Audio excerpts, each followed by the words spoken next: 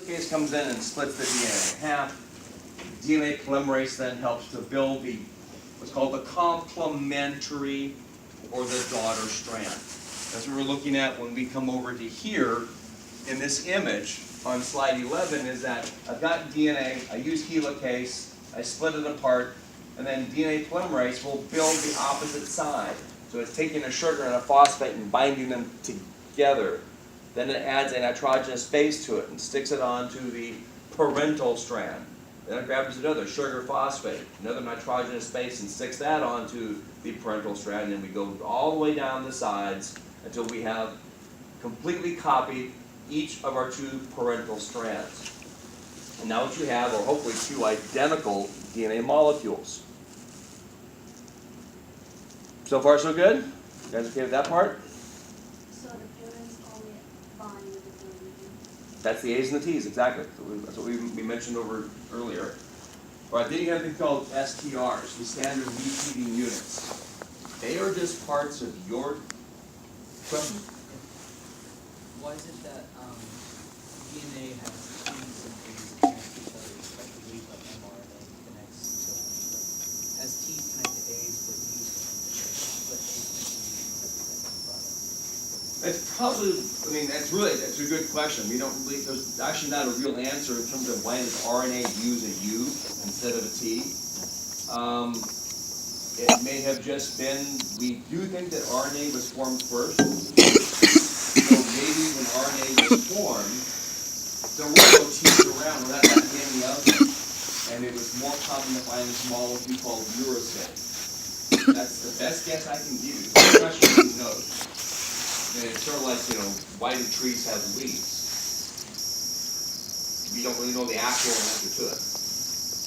But it's a good question. All right, so then we have standard repeating units. We use those to identify individuals. Now the thing is that we know where, like on slide 14, we know on the chromosomes, right, where those repeating parts are. The only question is, in that part that we know that repeats, how many repeats are there in that section? Does it repeat twice? Does it repeat 3 times? Does it repeat 4 times? It's the number of repeats that are different from person to person. And that's why you have that thing in TV shows called CODIS, where they're looking at how many times that part of your specific chromosome repeats. So if Jill's repeats 4 times and mine repeats 4 times, then they can't tell us apart.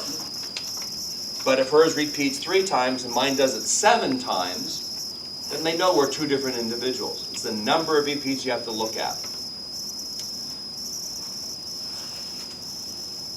Okay. That's going to be done for the DNA part. Going once. So for the chromosome, for example, this chromosome, and there's a gene here. So like the whole chromosome is gene, there's no gap, any gap between the genes. No. So all of that is sequence of genes. Well, there are gaps. They're called the introns. How can DNA be made to be like so perfect then if it's only based on the number of repeats, or based on the number of repeats? So you're talking about STRs in terms of criminal investigation. Right. Well, so That's a question. remember the idea is that if we look at one chromosome right here, make it a big one, and we're looking at the repeat section that's found right here, and we take it out and look at it, and realize that your sequence is an A, T, T, G, G. No, that's way too many. Let me do it shorter. Let's just go A, right? And then it does it again with a T, and then there's an A, with a T.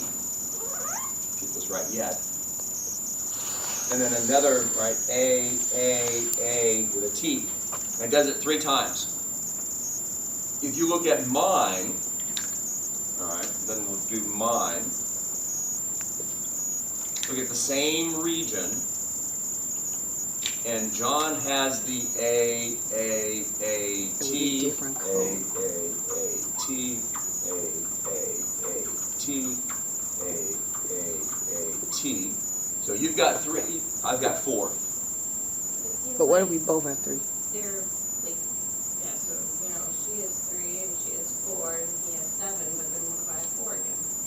Well, at any one, right, the odds of us having the same number of repeats is 20% in one. But now if I look at 2 different chromosomes, and I look at 3 different chromosomes, and then 4 different chromosomes, if we match on 4 separate chromosomes, the probability is extremely low. That's why I talk about when we got 13 hits on CODIS. That means you're looking at 13 of the 15 different locations, and the odds of 2 people having Okay. 13 different places being the same are basically, you would rather bet against